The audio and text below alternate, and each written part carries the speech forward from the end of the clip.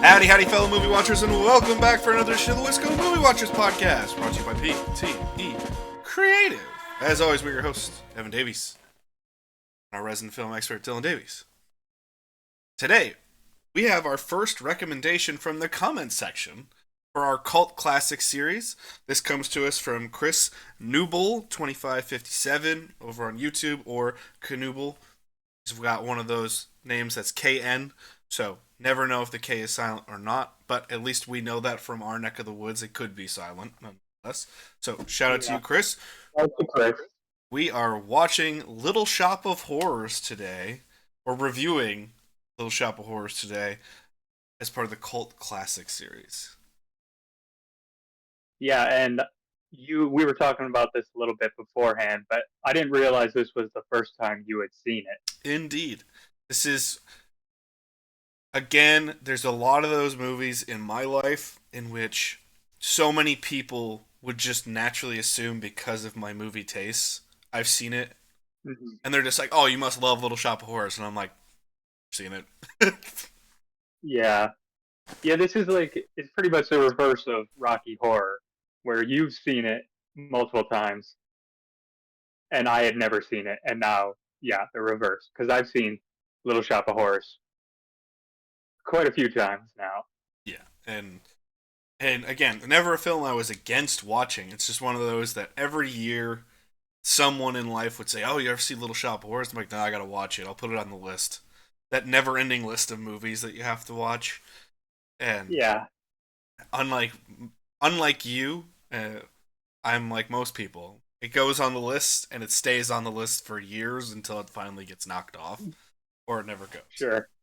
Meanwhile, as you can tell by the movie collection behind him, your movie list cannot be that big by recommendation. It can only be big by your, oh, I gotta track this piece of history down by myself.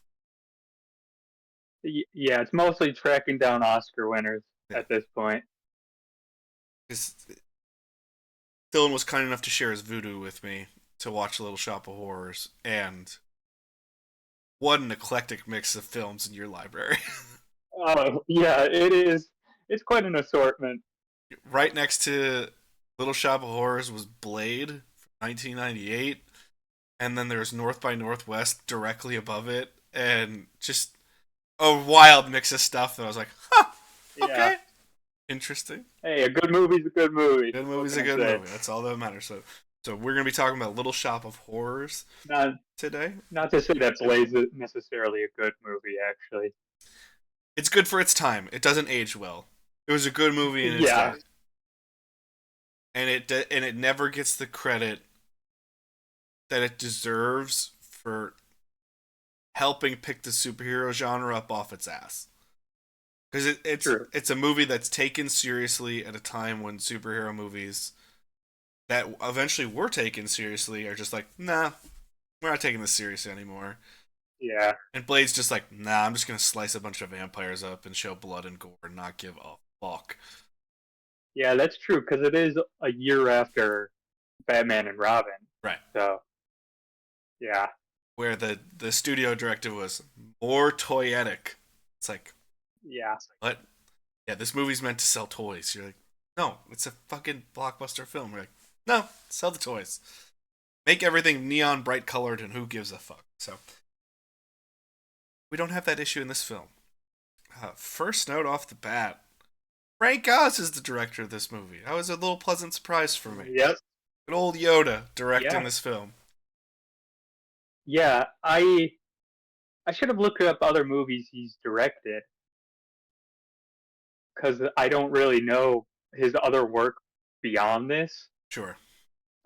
I just know him as an actor. I don't really know him beyond as a filmmaker, really. He did he do Willow, maybe? I think Ron Howard did Willow. Okay. Yeah, because I'm trying to think of other Jim Henson-y work that maybe he did, like Dark Crystal, maybe, something like that. We are going to the good old Internet Movie Database quick. Okay. To let you know. I don't have anything near me to search. Yeah, a little bit of background on this movie. $25 million budget, which was a huge surprise to me. It's a big And budget for this kind of 86, movie. yeah, in 86, that's a huge budget.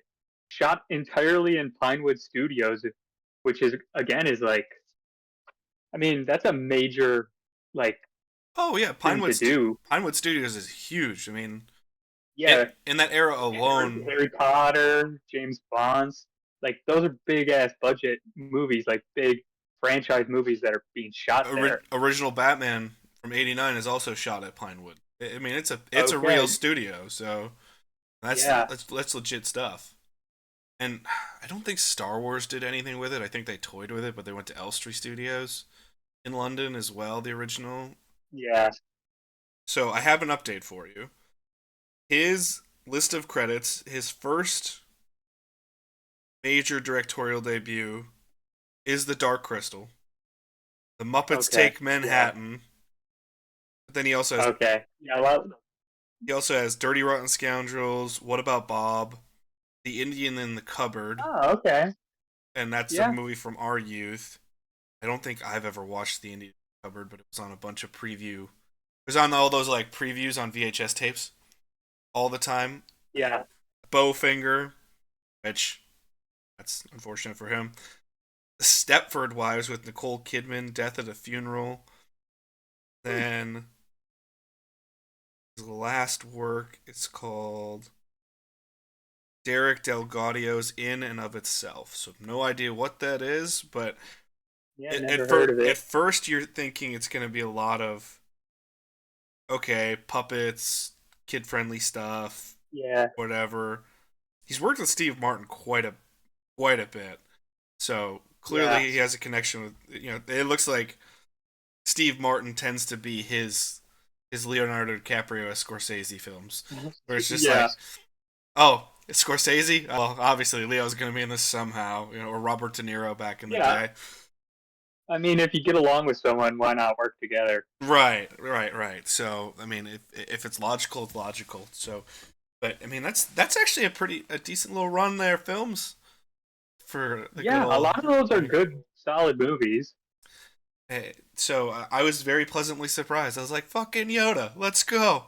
Hell yeah, Yeah, love seeing this." yeah, and he does. There's a lot of interesting like shots and just weird ass like choices that he makes in this that like others other directors would not be making those choices Sure, because you could almost just do this as a stage play almost because it's pretty much you could just shoot it as a musical stage play yeah, because the sets and everything are perfectly set up for that kind of movie, yeah. but it's not shot like that at all. It's shot very cinematically, but Yeah, I like the mix. Where I have my second note and the only first one really about the film is I love the set decor. yeah, I think it works in this rendition to keep it very true to the stage look of the musical. Generally speaking, I'm not usually a fan of that because the point of taking it from the stage to the cinema is to make it the mm-hmm. full experience that the stage can't give you. Yes, But this, because it's just such a weird, clunky little thing by itself, and it's not clunky in structure or anything, it's just a clunky little thing out of the blue, out of nowhere. It works because it's just, hey, this is a little now, pocket universe by itself, and we're gonna do our own thing. And you're like, okay, that's good. yeah, the the fact that doesn't really look like real life, it looks like a set, is pretty much just the insistence of Howard Ashman because he's the writer and he wrote all the music for it. So yeah, he pretty much insisted that it look a certain way because he's like, no, I intended it to be this way. Like, it was tongue in cheek. Like, you know, it has a Sure, style. It's written in a style, so it really wouldn't work in a real life kind of way. sure. I think there's a few things that could have broke from that, personally that would have worked just fine because there are little pieces that break from, the number, the Seymour number. First time, it's clearly far more of a three-dimensional set than the rest of the sets are. That actually gets to be used as a true set piece as opposed to, I don't know, just kind of straight line this bitch. so Hmm.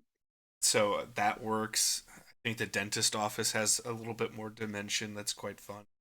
But yeah, it's clearly it's a stage play brought to the cinema versus we're taking a stage play and putting it into the cinema realm and now it's a movie. So it's an Yeah, interesting dichotomy. Usually I'm not actually a big fan of that, but I think it works for this pretty well. yeah. I'm I'm really glad we're talking about this because finally I get to talk about Howard Ashman and Alan Menken, who I think are just like incredibly underrated and brilliant. Like literally some of the best at what they do, and they never get mentioned at all. Howard Ashman kind of gets mentioned as a lyricist, but Alan Menken never gets mentioned as a composer, as like one of the great composers in film. But he just is. Like he's won multiple Oscars. Obviously, Oscars they don't mean everything, but it is a recognition of his achievement in film that year. Yeah. Like other composers are voting for him. So, I will say Mencken I at least knew the name. Ashman I didn't know the name. I at least knew when I saw uh oh, lyrics by Alan Menken. I went, oh, I know that. I was like, he's done a lot of stuff. there's a there's a great documentary on Disney Plus about Menken. Haven't seen that one? No.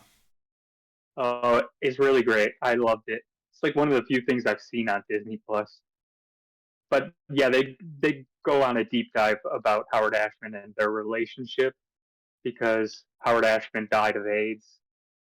He was a gay man during all the like epidemic of AIDS during the Sure. 80s. Gotcha. So yeah. I Alan Menken is just he like there is no Disney Renaissance without those two. I would go that far Wow. It's impressive. because you take the music out of The Little Mermaid, Beauty and the Beast, and Aladdin. What are you left with? Not a whole lot. Mediocre movies. Yeah. Specifically Little Mermaid and Aladdin are really carried by their music. Beauty Yeah, and the I Beast mean there's a little bit more, but yeah.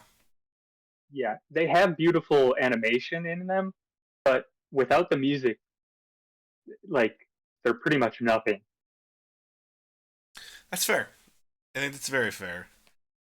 Yeah, And I and think that's they're a the two testament to them. that they're the two that made it what it is. It's impressive. And obviously our generation wouldn't have as much of a childhood without the Disney Renaissance. So Disney as we know it wouldn't Yeah, be. We wouldn't be having Marvel owned by Disney and Star Wars owned by Disney if there wasn't a Disney Renaissance. Because Disney was on its ass. true. Yeah, there's a chance that Disney wouldn't even exist without that. To the point where we talked about this months ago on our Black Cauldron episode.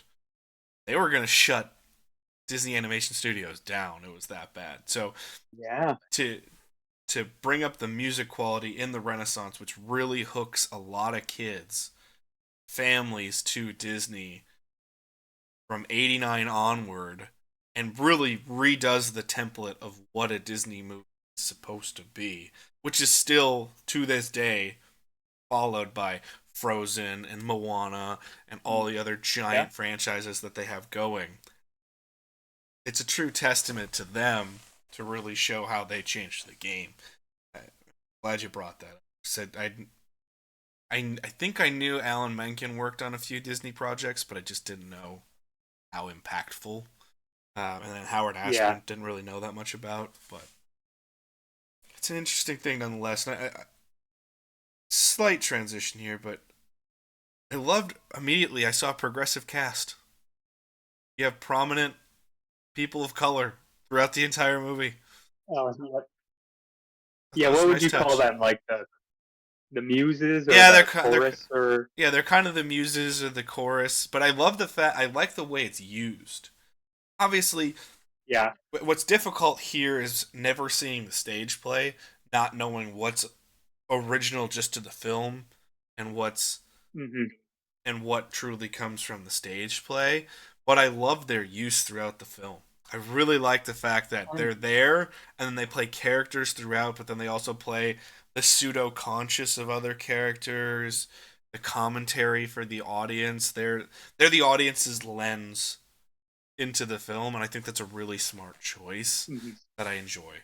I'm sometimes I go back and watch old Siskel and Ebert reviews Yes. because I'm just weird. And in the review, Ebert says that in the original stage play, the chorus or those three didn't exist. But then when I went into the comments, everyone was saying that he was wrong about that. So apparently they did exist in the stage play. I just think it's a really smart use of music and character work to enrich your story and to give the audience an additional lens of it's nice because beyond just old man Mushkin commenting on stuff, they're actively being the audience's voice going, that's stupid. We ain't doing that. Or Mm-hmm. why are you doing that? You got a real problem. And they're saying Yeah, everything you would like to say to this character. And it's yeah, quite exactly. enjoyable.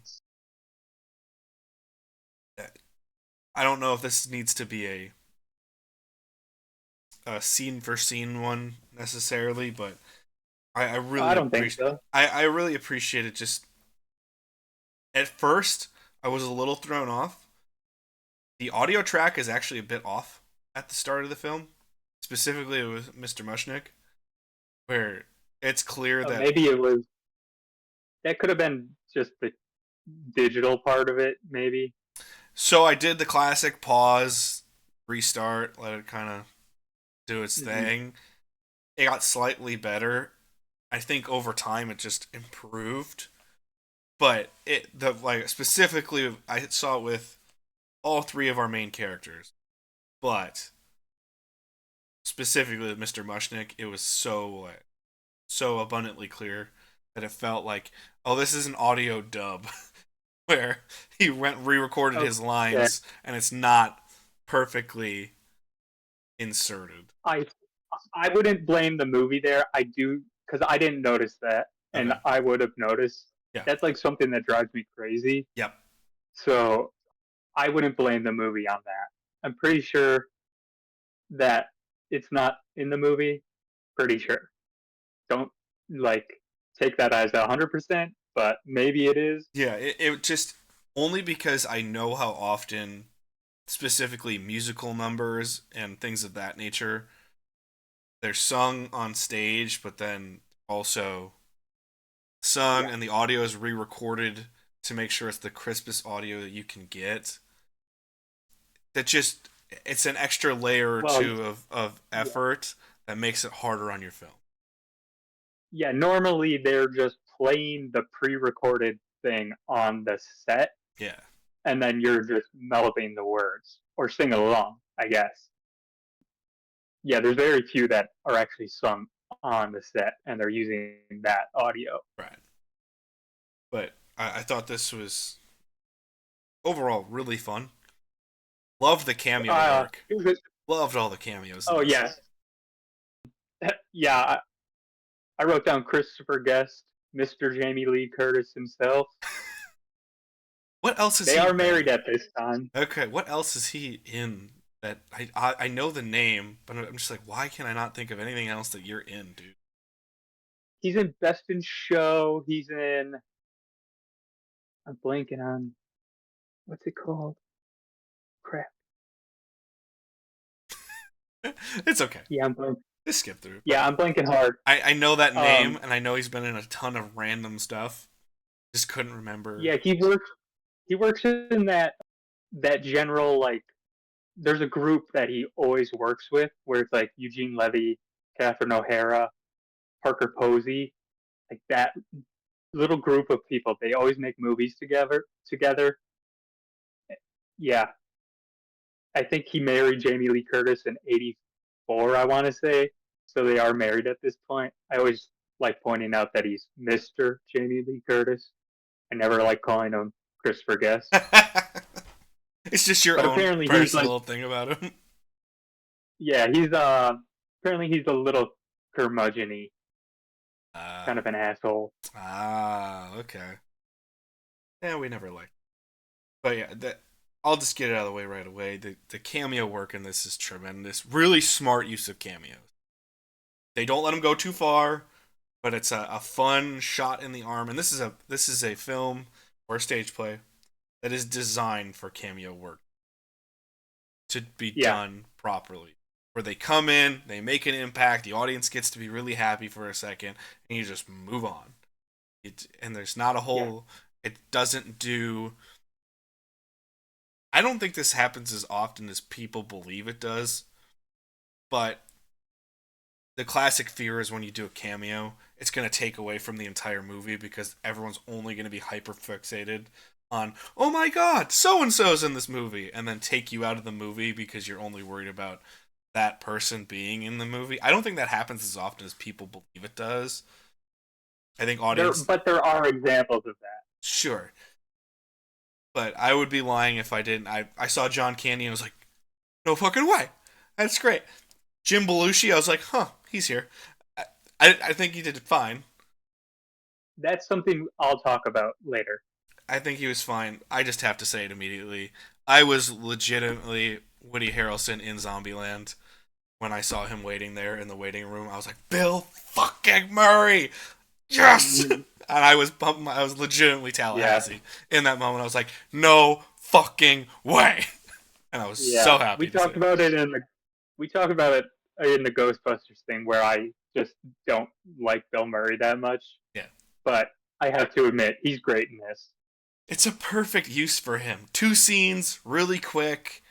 Just he's a sadist and Yeah, loves no, pain, and he's a creep. he's a masochist. A masochist. My apologies. Masochist, I think. He's a masochist, and just adores pain, gets off on it, and it's even better Yeah, because Bill Murray can just play that up. I lost. yeah. I lost my fucking mind. I love when that girl walks out of the room and he's like so giddy and just excited about what could possibly happen to him. Mm-hmm. It's great. And we got Professor Sprout as the nurse that left. I was gonna say, did you notice who that I was? did. I'm glad you noticed. I saw it and I was like, "Fucking Professor Sprout!" No shit. Okay.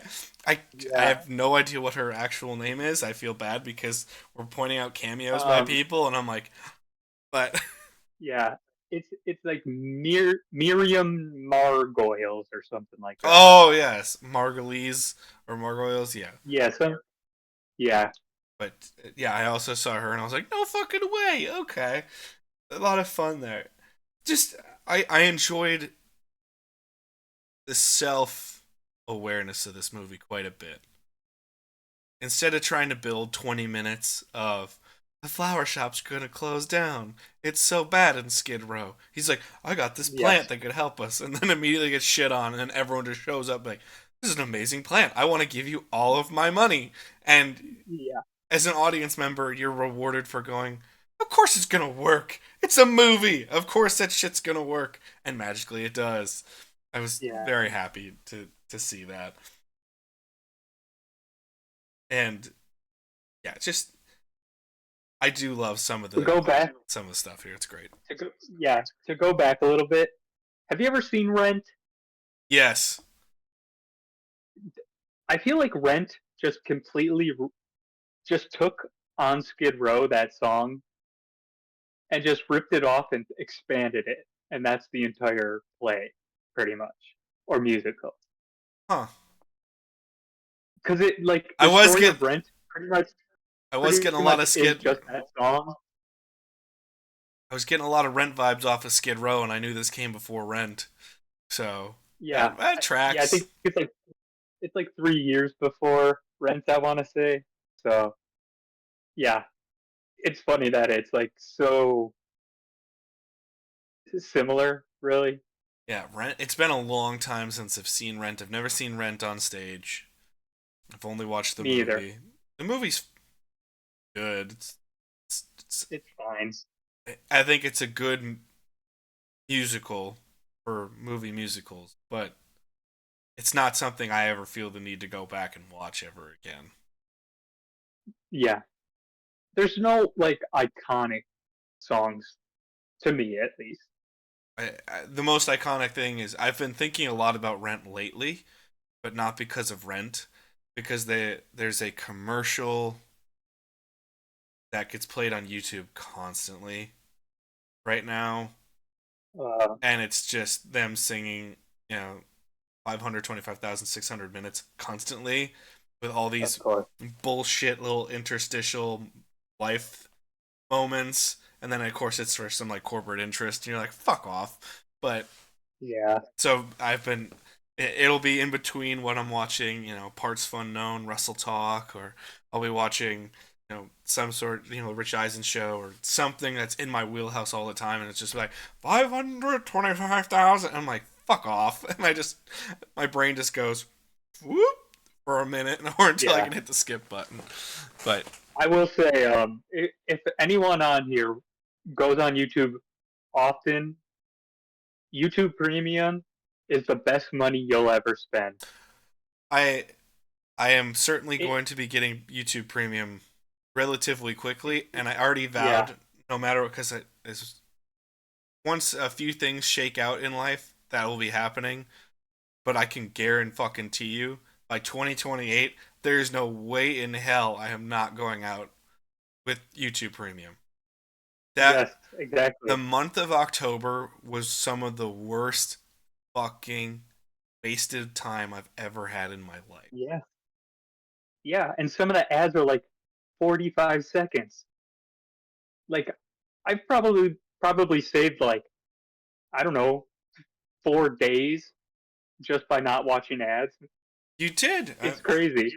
Here's the thing: we're on YouTube. Obviously, it's our biggest platform. We love YouTube just like everybody else. YouTube, to me, is truly the best streaming service because you can find pretty much anything you ever wanted. You got a niche? Trust me, you'll find it if you search hard enough. Yeah, And you can find really cool people to go discover. Goddamn. September and October specifically was fucking brutal. The amount of times I had to hear Donald Trump's gonna save the country. Kamala Harris is for they, them, not you. Eric Hovde, because Wisconsin specific, doesn't believe in beer sales. Believes you have to brew your own beer. And I was just like, who fucking cares at this point? Especially, I voted in. It was either the second to last week or last week of October. No, I think it was the second to last week of October. I voted before Halloween. I know that for sure, but I think it was the week before Halloween. So I was like, my vote's already cast. And I just tell YouTube all these are irrelevant to me because my vote is already cast. yeah, I already voted to try to save democracy and everyone else fucking failed around me. Not my fault. I voted for the right person. Like, can you just leave me the fuck alone? Kind of thing. yeah. God damn, it was brutal. And so, yeah, you're correct. YouTube Premium is one of the greatest things of all time. Because then you won't get this, including $12. It's worth it. it's gonna be well worth it once a few things shake out. Yeah, brutal. But alas, back to Little Shop of Horrors after that fun little. I really appreciated. I think what I struggle with in musicals a lot is when there's too much music. I know that's inherently against the form.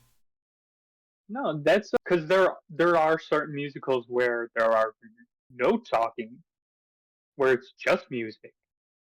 Yeah, those generally drive me insane. I'm pretty sure Hamilton is that way. Well, there's a reason I've never watched Hamilton. Even when it was on, Yeah, I'm pretty sure. even after it got to Disney Plus, and everyone's like, "Oh," and even I was like, "Maybe I'll just watch this finally, so I can understand everyone's fucking references and shit." Nope, not interested. I think I Yeah. saw a couple scenes when Ab was watching it, and I just went, "Not for me. I, I don't need Yeah. it." And it's nothing against Hamilton or any other musical. I just if you say, "Hey, we're gonna go see a musical on stage," totally different. Usually, I'm like, "Oh yeah, I'm all in. Let's go watch it." I watched Hades Town on Broadway 2 years ago. A lot of fun. Really enjoyed my time because it's more of an event. It's more of a thing to do. Yes.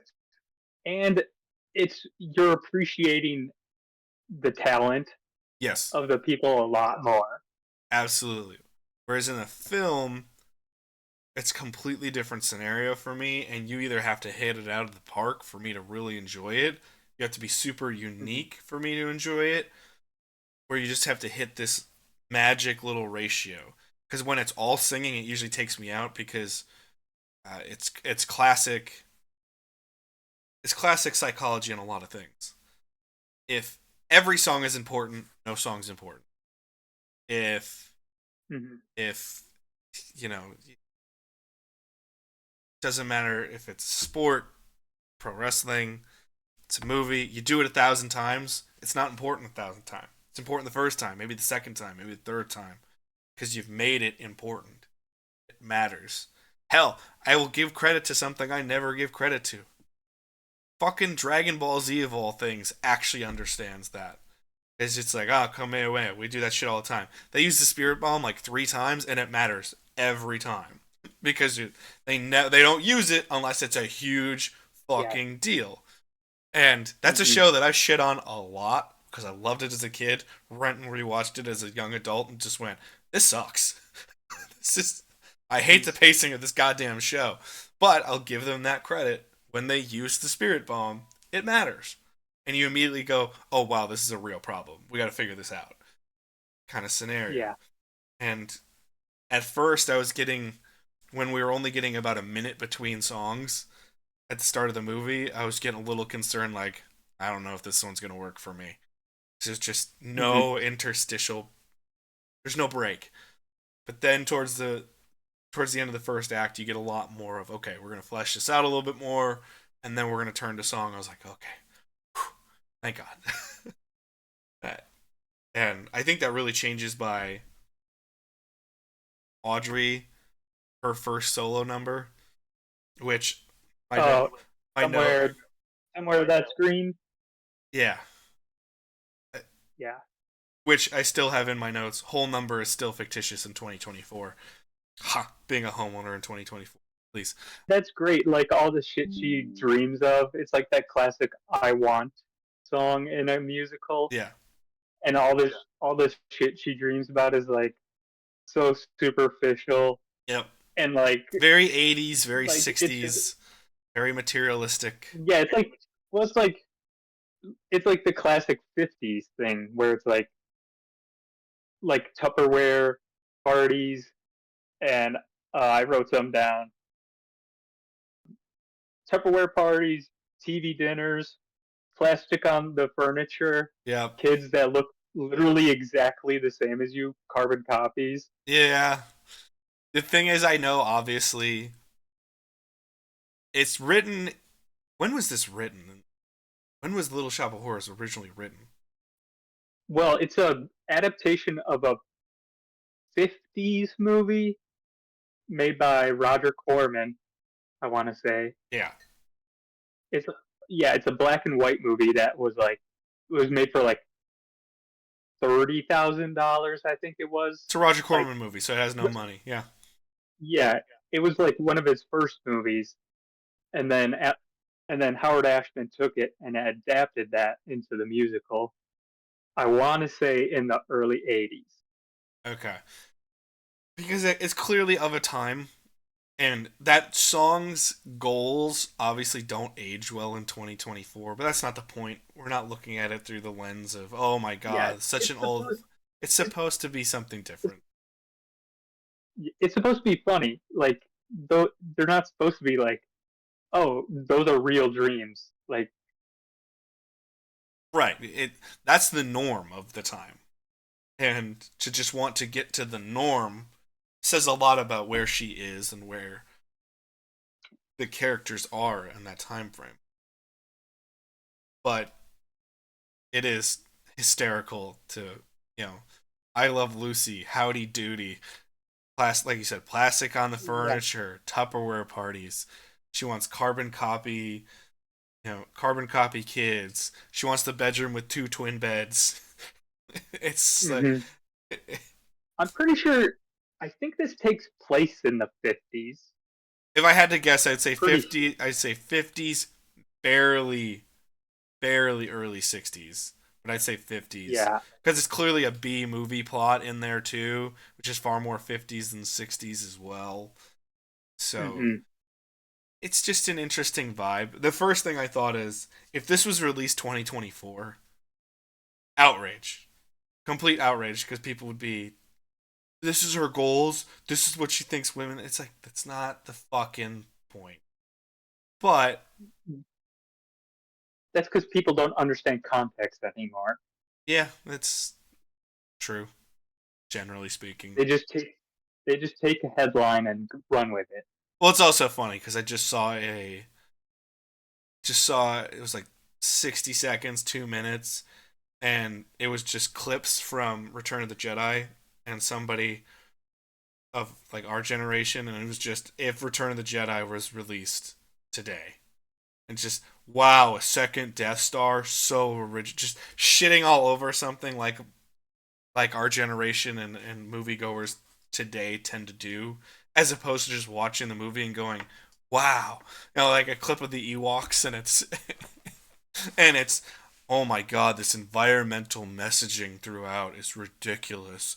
Star Wars was never meant to be that outwardly political, and it's like what? And when you see Yeah. it in that context, you just go, yeah, we really suck sometimes as society doing this right now. Yeah. People always say the 90s were like the narcissistic, nihilistic times, but I'd say we are way worse at it. Yeah, it's just tearing stuff apart to Well, tear it apart a lot of the time. yeah, millennials are. We got that on lock. Yeah, and Gen Z doesn't help either. Gen, Yeah, that's true. Gen Z ain't helping much either. With you know, it's either in or it's out. There's no middle ground. It's in or it's out. What about this? Hmm. Nope, ain't cool. Why? Didn't pass the smell test. We didn't want it. You're like, okay, Yeah, sounds good. yeah, that's true. But it's certainly interesting. But I really enjoyed that number quite a bit. I loved some of the dialogue right after. My favorite line in this entire movie, it's not sung, it said, "You'd be seen with me in a public place." Oh yeah, I fucking love that line so much. yeah. We didn't even mention Rick Moranis. Canadian treasure, Rick Moranis. Yeah. So I don't know when he left SCTV. Do you know when he actually came to America? I don't know. I don't know at all. I mean, obviously he's in stuff previous to this in film, but I don't know when he really makes that Yeah, transition. Because obviously he's in Ghostbusters in '84, but that's more of a. It's not a smaller role when you actually look at how involved in the movie he is, but it's not a yeah, starring role. But I don't know when he makes that transition. yeah. Because I would guess it'd be the early '80s, but I mean, he obviously made himself well known enough where he's already starring in movies. Yeah. Because I think the year after is Honey, I Shrunk the Kid, Yeah, I'd say he. which it This is then the turn. blows up. This is certainly the turn in which Rick Moranis becomes comedic leading man, and they Yeah, really play into who he is quite a bit. It's actually quite impressed by the voice. I was like, oh, didn't know you had that in yeah, you. Okay. Yeah, good singing voice. So And what'd you think of Ellen Green's voice? it's clearly over the top to hit the time period. Was it grating? Yes. but Okay, but she it's she's over the the top only on purpose. she's the only cast member that came from the stage play into the movie. Okay. So yeah, she's the only holdover because I guess they just thought no one else could play the role as well. I mean, if you've mastered the role, you might I as well master the role. I would agree. Like it'd be a very hard challenge to find someone who could do that, like airy, like high, like head voice the Yeah. whole time, pretty much. Yeah, it's so clear that she's doing a voice, but again, it fits because it's the stage that you're on. And when that's used in other movies, holy shit, sometimes do I want to bash my head against the wall because it's very grating. Hmm. The way it's used here works though for the character. It's just the only thing that's slightly jarring is when she transitions that voice in song and then her true voice starts coming out and you're like, this woman's got some pipes. God damn. But she Yeah, is not this. when she gets into her chest voice, it's impressive. Oh, absolutely. The thing is, I went through her IMDb because I was like, I know this woman from something, and I could not find it. I was just like, oh, no, no, no, okay. All right. Guess I don't know this woman. Maybe there's just someone that looks remarkably like her or has done something similar to this role that is making my brain go, I know this Yeah. person. She's tremendous in this movie, obviously. It I will say I think it's this movie's just self-aware. And I think that's what I appreciate about it the most. You know, Rick Moranis obviously feels perfect for that role. Ellen Green feels perfect for that role. I mean, hell, Mr. Mushnick is actually used really, really well, which I appreciate. Hmm. But I don't think there's a better self-aware scene in this movie than the intro to Steve Martin. with the Yeah. with the obvious screen in the background where it looks as if they haven't even attempted to try to pretend that it's going to fool Yeah. the audience, and it's Steve Martin doing Bad Boy Motorcyclist. You're like, that ain't Steve Martin. And granted, I know it's different if you see this in '86 coming off of SNL and other stuff that he's done.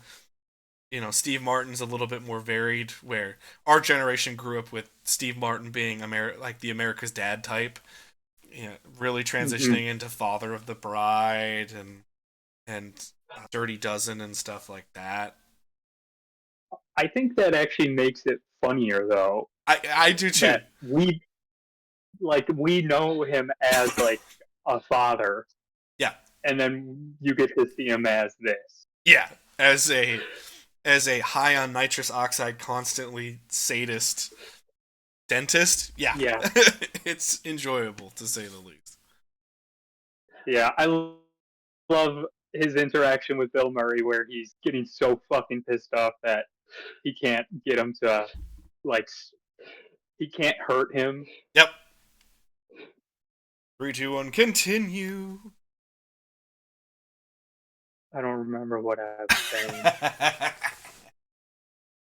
We were just talking about Steve Martin going forward, and it was really enjoyable to see him Oh, knowing he's America's dad to now he's nitrous oxide dentist. It's really I think you're yeah. right. It does enrich quite a bit. What what are your thoughts on like the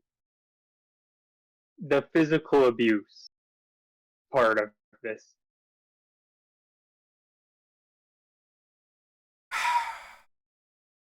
I think it works for the movie. I don't think that's something that works in a lot of things that it's used in, like the abusive partner and you need to escape. But because this movie is Mm-hmm. such a straightforward, isn't that bad? Keep moving. Isn't that bad? Keep moving. That you just go, yeah, this guy sucks. Yeah, because like th- there are such like just like differentiating parts in this where like it's so dry humor, Yeah. but then you also show like really dark parts Yeah.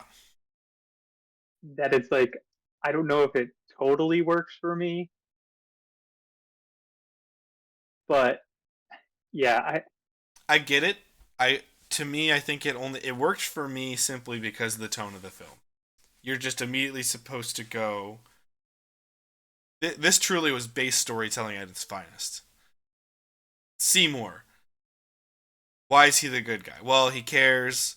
He's kind. He takes abuse from others, and he cares for other people regardless of his circumstances.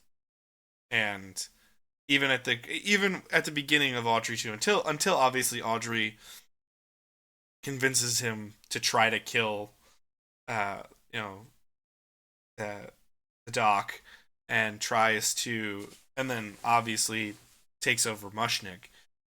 Until that time, he's still just he's feeding Audrey Audrey 2 with blood from his own fingers at his own detriment. mhm. So it's not as if he clearly cares. He's clearly the babyface, if you will, of this story. And the second you see Steve Martin, you just went, yeah, that's the heel. That's the bad guy. Yeah, We're supposed to boo this person. We're supposed to hate this person. So the fact that they can still balance the humor while immediately you're always rooting against that character hmm is great. Which I also think is another really, really smart use of Bill Murray's cameo. Is when somebody can take away Steve Martin's character's joy for hurting others. that's true.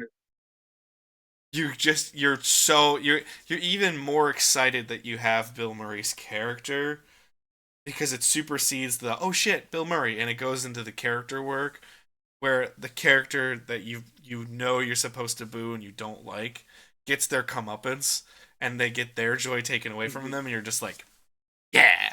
So to me, Yeah, it works simply because they don't. I think if they would have tried to actually show real physical abuse, where obviously you see it in the shadow of her apartment, like him hitting her, and yeah. you get the hints and the dialogue of it, but if they actually showed him actually hitting her, pushing her down, punching her, or something of that nature, that's where I think it would lose me to the point where I'd be like, okay, I don't think you're I think balancing your tone well enough here. I think I would just like it if they just cut that one shot of the window Okay. because they do plenty to show he's an asshole already. Yeah. I think it's more that's not necessarily there to showcase wow, this guy's an asshole. That's far more to show the temptation of Seymour. That's there to Oh, yeah, that's true. that's there for Audrey to say, "We know somebody you can kill," and he's like, "No," and then he sees that through the window and he goes, "Yeah, okay, fine. Someone I love is Yeah, getting that's the hurt," boiling point. and that's the boiling point. That's where he gives into temptation. That's great, and he never really still he can't pull the trigger. He can't kill him, which is also great character work. Where instead because hmm it allows the audience to still go, "No, he's still the babyface." We can all give in to temptation, but if we really, really do something that we is irredeemable, we can't root for you anymore. It's still classic, character 101. He never does anything directly to a living human being to get them to the point where you shouldn't like Seymour. It's always hmm Audrey, Audrey, Audrey, or Audrey 2, I should say. And, Steve Martin dies by his own stupidity, and then he's like, well, I may as well take advantage of the situation, but not, I'm going to kill him by myself. So Yeah, I think that works generally pretty well. But structure of this is actually pretty solid. It's pretty good. yeah. Um, we'd be probably everyone would be throwing stones at us if we didn't mention Levi Stubbs. as the voice of Audrey too. Oh yeah, it's tremendous voice work. It is like great singing voice. True. The what's the song called? I wrote it down. Mean Green Mother from Outer Space. Yeah. That's that's the one original song that they put in there. That wasn't in the stage play, Oh wow. and Okay. I'm fairly certain that was to get an Oscar nomination because that's a that's a pretty common thing that musicals do. Les Mis did it.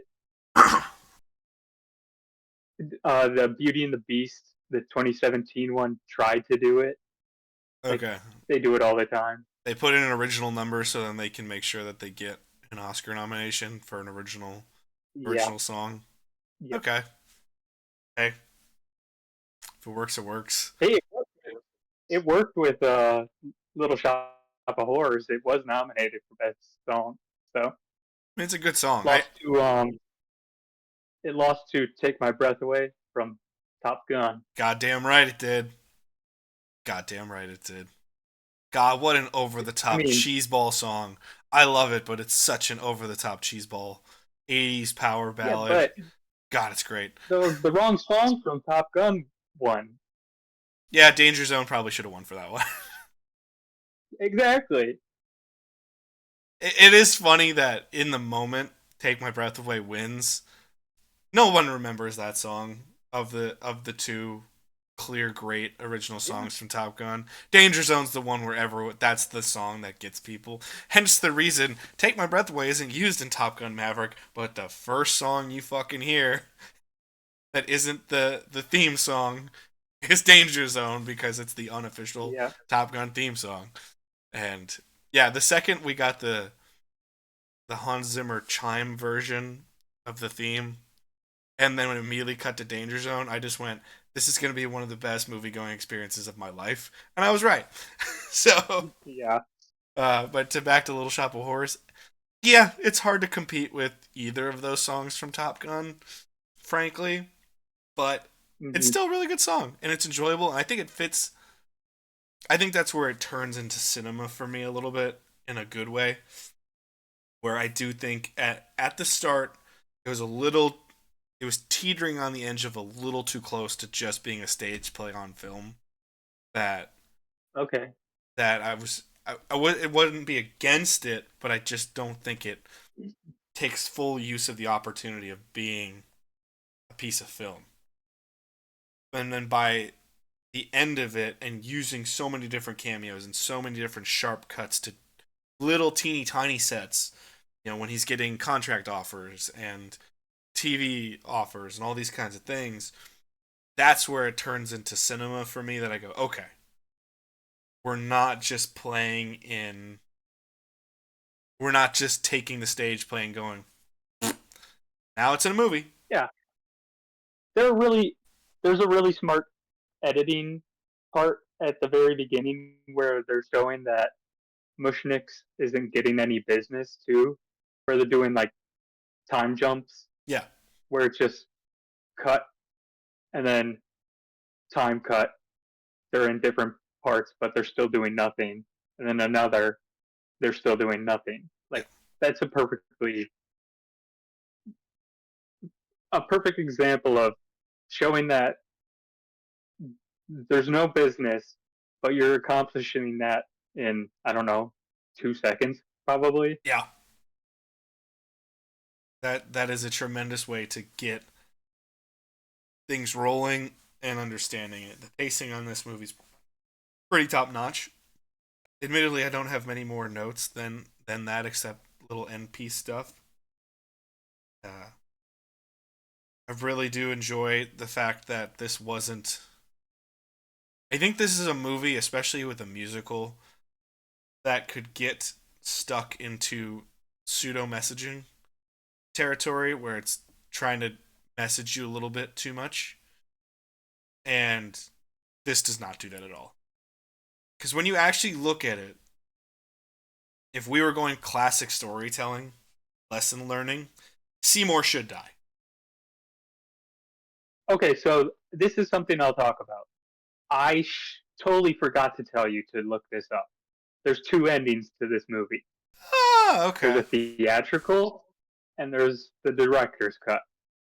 I actually don't know the ending of the stage play, which one they went with, or I guess the real ending.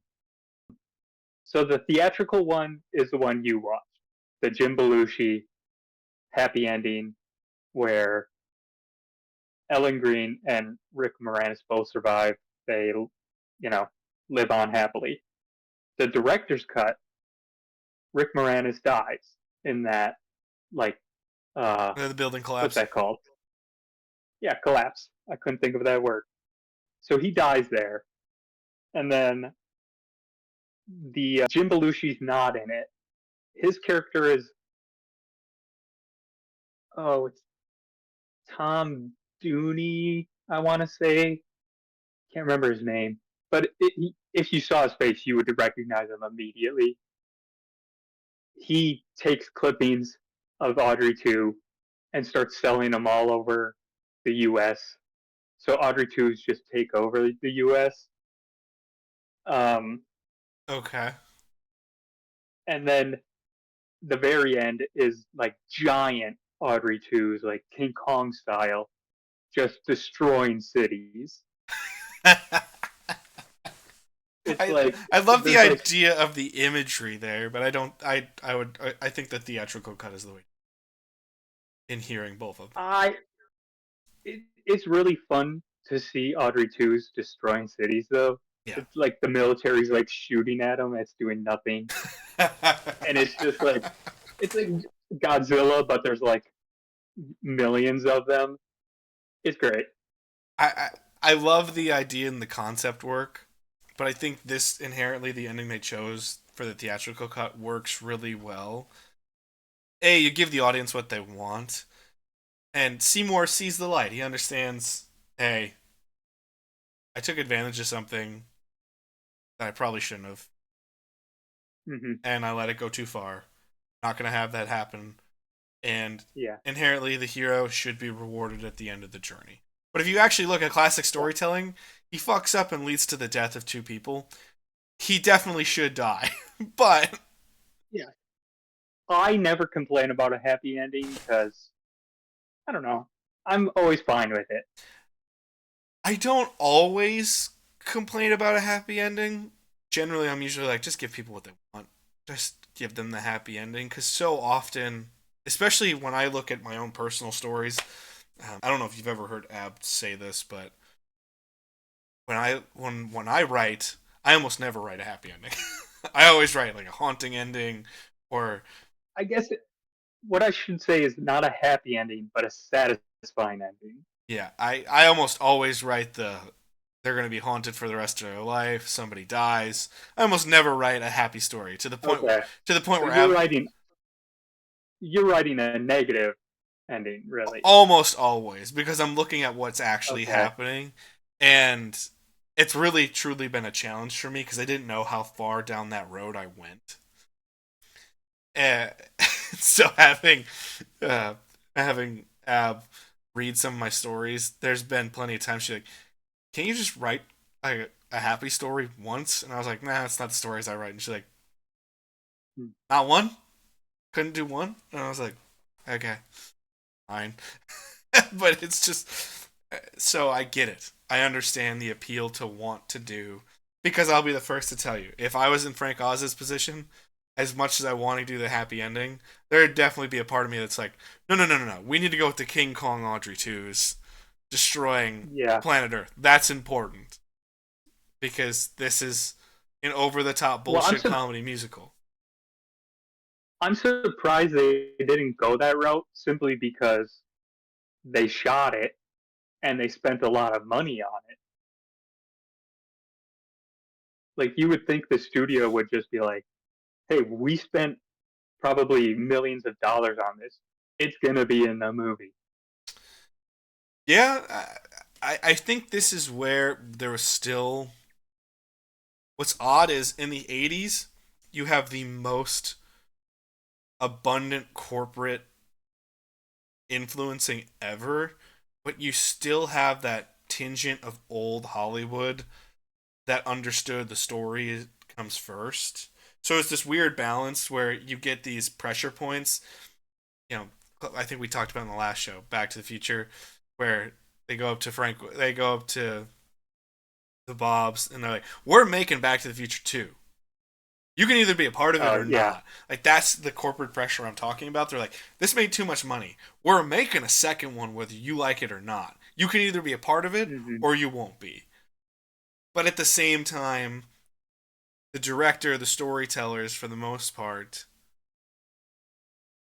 started to learn how to work within a studio system to say, no, this is the ending that I think is best for this movie, and I'm going to make it that way. Even if that means we shot some stuff that doesn't work out. I mean, The Abyss did the same thing. For The Abyss, it's supposed to be far more of a negative ending where Yeah. they've lost the aliens have lost all faith in humanity, and they just show clips of everything that they've done. But the movie's so bloated even at that point that's like, nah, let's just fuck it. He was a hero. He sacrificed himself for us. Let's get him back to the surface to see his wife. Yep. Sorry, spoilers on Um, 1989's The Abyss, but I mean, technically, you could merge the two endings, where that the part where Seymour's freaking out about everyone surrounding him, and then he leaves. You could have the Jim Belushi character come in, and then right before he signs, he like envisions Audrey 2's taking over the world. yeah, Could have went that route, maybe. that could have been a very interesting route. I think that would be a nice touch. You're going to try to show that because Yeah, I just will if say you had to show it. as a studio I could see getting a sequence like that unless it just looked like utter trash when you shot it. No, it looks good. Yeah, unless a shot like that just came out like utter garbage, I could easily see your point where a studio would be like, no, no, no, no, no, no. We spent a shit ton of money on this. You're gonna put it in somehow. And yeah, that would have been a great. That's a great use of it. Is he is tempted one last time and he sees it in his head. He's like, nope, not doing that. I Yeah. think that would be a nice little touch. Yeah, but nonetheless, I do think it's I think it's a satisfying ending because instead of doing the what theoretically should be done, it's like, oh wow, he sacrifices himself to save the world and save his his fiance, I guess, and everything else. It's just, hey, he survived. They're gonna go live happily ever after. There just so happens to be an Audrey 2 in their garden without them knowing. It's like, okay, that's fine. Hmm. They're happy. That's all that matters. Who cares? Yes. I think that's quite enjoyable, and it's just not overly messagey. It's not overly, well, the hero got tempted too much, and it's like, no, just let people be happy. Fuck it. Who cares?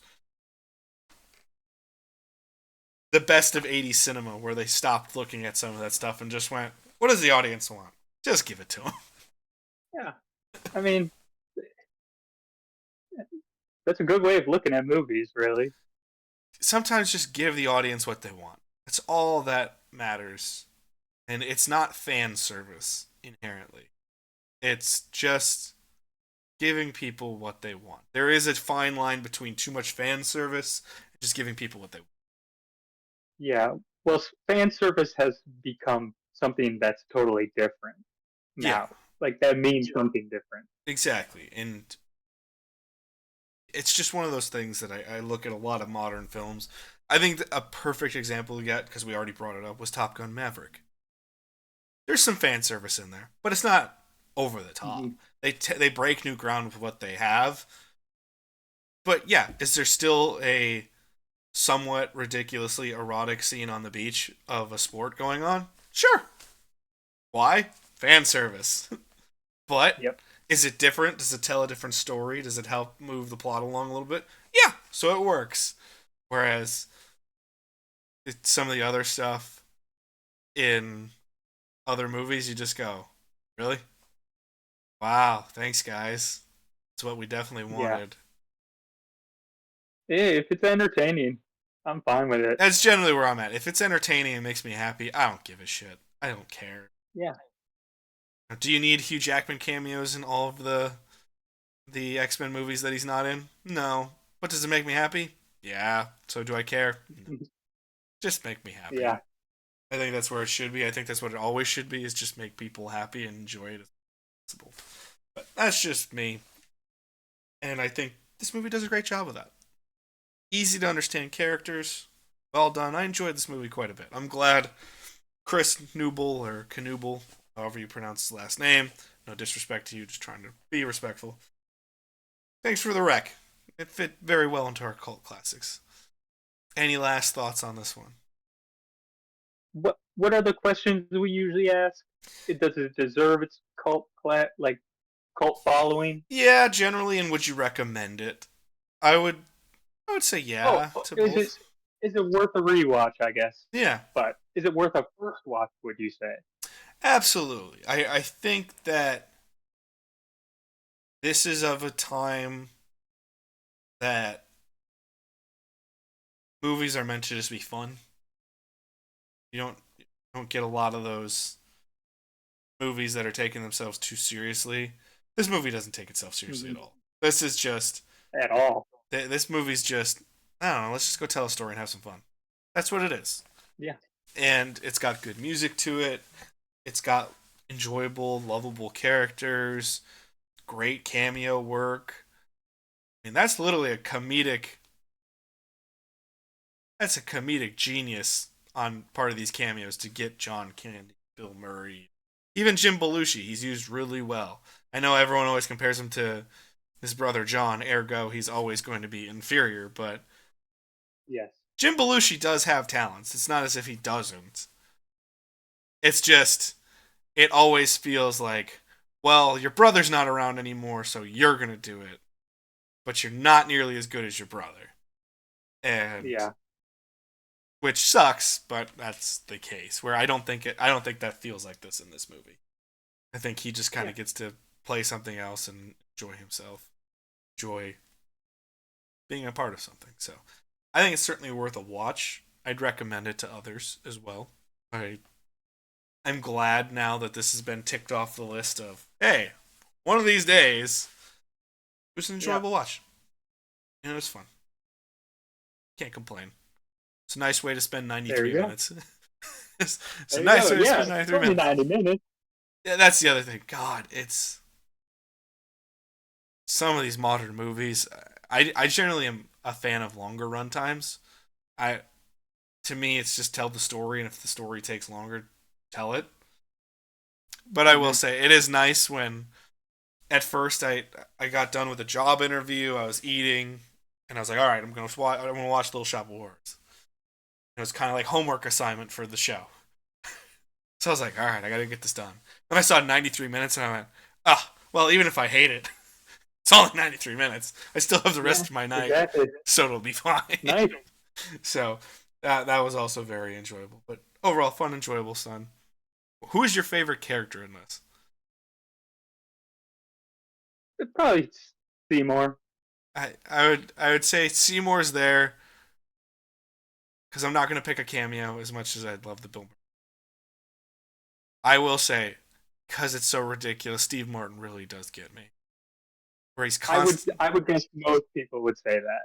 Just the sheer audacity and ridiculousness of constantly being high on nitrous oxide and being this over-the-top greaser dentist is hilarious. Yeah. Orwin Scrivello DDS. Yeah, Orwin Scrivello. Yes. But a lot of fun. I hope everyone who goes watch this movie enjoys it as much as we did. It was a fun time. That is going to do it. This episode of the show. There we go. But hope you all enjoyed yourself. Stay in touch wherever you can. Go watch a great movie. Peace, love, and hugs to you all. Bye-bye!